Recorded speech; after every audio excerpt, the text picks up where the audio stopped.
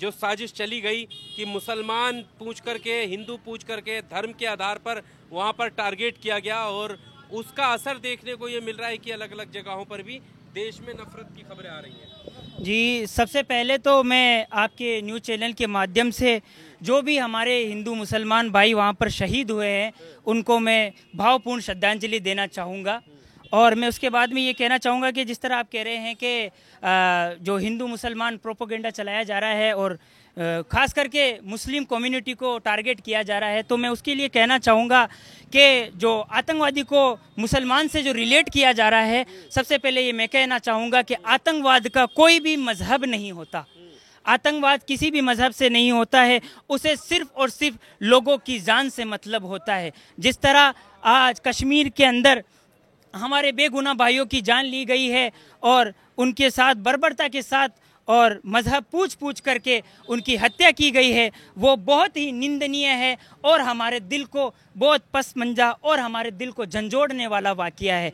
मैं आज जामा मस्जिद के सामने खड़ा हूँ, और मैं कहना चाहूँगा इस जामा मस्जिद की मीनारे, गुंबद और सीढ़ियों ने ये हमेशा अमन का पैगाम दिया है। इसके सहन ने ये वो पैगाम दिया है। आज मैं जब जामा मस्जिद के सहन में नमाज पढ़ रहा था और जब मेरा सर जामा मस्जिद के सहन की तपती धूप के अंदर, सहन में जब मेरा सर झुकता है तो मेरी आंखें आंसुओं से भीग जाती है। किस बात पर मेरी आंखें इस बात पर भीग जाती है कि ए अल्लाह, आज हमारे मुल्क के अंदर क्या आलम हो गया है, आज हमारे मुल्क के अंदर कैसा माहौल पैदा किया जा रहा है। ए हमारी दुनिया को चलाने वाले, ए हमारे अल्लाह, ए हमारे अमन के गहवारे के अंदर, हमारे अल्लाह, इस अमन के गहवारे के अंदर तू फिर से वही हिंदुस्तान बना दे जिसके अंदर हमने हिंदू मुसलमान ने एक थाली के अंदर खाना खा करके आज़ादी की लड़ाई लड़ी थी।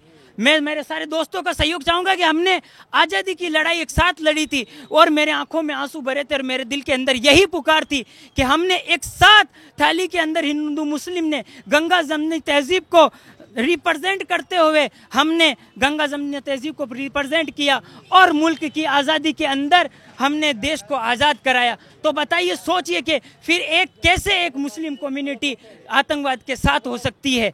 हमारे इस मस्जिद के सहन से भी यही पैगाम दिया गया है कि मैं आपको कुरान से कोट करना चाहता हूँ। आपने जो कहा भी बताना, ये बात के अंदर से क्या पैगाम दिया गया है। अभी आपकी तरफ आता हूँ। ये जो कहा जा रहा है, जैसा आपने कहा कि आतंकवाद का कोई धर्म नहीं होता, बात सही है, लेकिन ये सवाल उठ रहा है कि धर्म नहीं है तो फिर धर्म के नाम पर हत्याएं क्यों? जी, धर्म के नाम से हत्याएं से ये मेरा मकसद ये है कि देखिए कि धर्म के नाम से हत्याओं का मतलब ये है कि जो इसके अंदर अंदरूनी ताकतें हैं जो आपस में देश को खोखला करना चाहते हैं, देश की मजबूती को, देश की अखंडता को और देश की हिंदू मुस्लिम एकता को जो तोड़ना चाहते हैं, चाहे वो कोई पॉलिटिक्स पार्टियां हो, चाहे वो हमारी सरहदी के बाहर की ताकतें हो, चाहे वो पाकिस्तान क्यों ना हो, जो कि हमारे मुल्क को कई जैसे पुलवामा का अटैक हुआ और भी कोई साजिशें की गई और हमारे कई देश के नागरिक मारे गए आतंकवादी हमलों के अंदर। तो ये पाकिस्तान की नापाक हरकतें रही है हमेशा कि वो किसी न किसी तरीके से हमारे मुल्क के अंदर अमन का जो माहौल है उसको बिगाड़ा जाए और यहाँ दंगा फसाद फैलाया जाए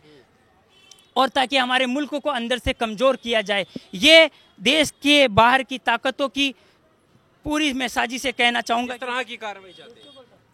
हम यही कार्रवाई चाहेंगे कि देश के जो हमारे गृह मंत्री अमित शाह जी है और हमारे माननीय प्रधानमंत्री श्री नरेंद्र मोदी जी से मैं आपके न्यूज माध्यम से और जामा मस्जिद के मीनारे के नीचे से सीढ़ियों के करीब से खड़ा होकर के मैं ये कहना चाहूँगा माननीय प्रधानमंत्री जी से कि आपने कहा था कि सबका साथ सबका विकास, तो आप आइए और देश को संबोधित करें कि जिस तरह हमारे हिंदू भाइयों और एक उसके अंदर आदिल हुसैन जो टूरिस्ट को घोड़े के ऊपर घुमाता था और लोगों को जो टूरिस्ट स्पॉट है वहाँ पर सैलानी कराता था, उस भाई की भी हत्या की गई है। तो मैं कहना चाहूँगा कि देश के अंदर जो माहौल क्रिएट किया जा रहा है हिंदू मुस्लिम का, आप आए और जल्द से जल्द आतंकवाद के खिलाफ बड़ा कदम उठाए और देश को एक आप बड़े सोशल मीडिया के जरिए और कॉन्फ्रेंस के जरिए आप देश को संबोधित करें कि देश के अंदर हालात न बिगड़े,